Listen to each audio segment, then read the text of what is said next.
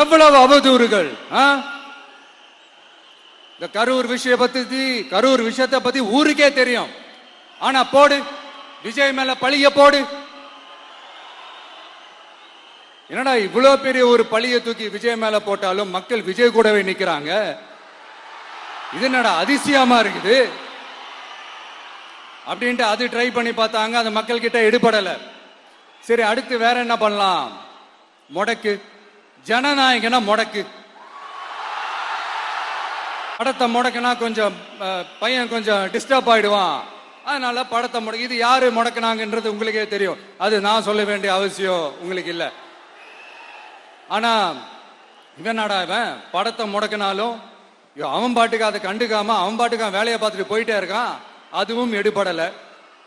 சரி, அடுத்து வேற என்ன பண்ணலாம்? போடு, எஸ்ஓபின்னு ஒண்ணு போடு. விஜய்க்கு மட்டும் தனியா ரூல்ஸ், தனியா ரெகுலேஷன்ஸ், தனியா கண்டிஷன்ஸ். அவனுக்கு மட்டும் போடு. மத்த கட்சிகள்லாம் விடு, விஜய்க்கு மட்டும் தனி கண்டிஷன்ஸ் போடு. அவன் வெளியவே வரக்கூடாது, மக்களை சந்திக்கவே கூடாது. என்னாச்சு? அதுவும் எடுபடல. சரி, அடுத்து வேற என்ன பண்ணலாம்? நம்மளை சுத்தி இருக்கிறவங்களை வச்சு, அதாவது இத்தனை வருஷமா வெயிட் பண்ணி இப்போ எலெக்ஷனுக்கு 30 நாளைக்கு முன்னாடி கரெக்டா அந்த டைம் பார்த்து ஒரு அவதூறு பரப்ப வேண்டியது. அது என்னன்னு உங்களுக்கே தெரியும். அதுவும் மக்கள் கிட்ட எடுபடல.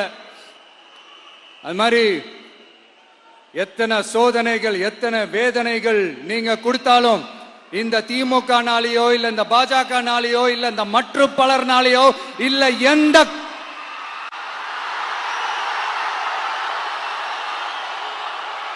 வேற யாராலையும் என்ன மக்கள் கிட்ட இருந்து பிரிக்க முடியாதுன்னு சொல்ல வந்தேன். அதைத்தான் சொல்ல வந்தேன்.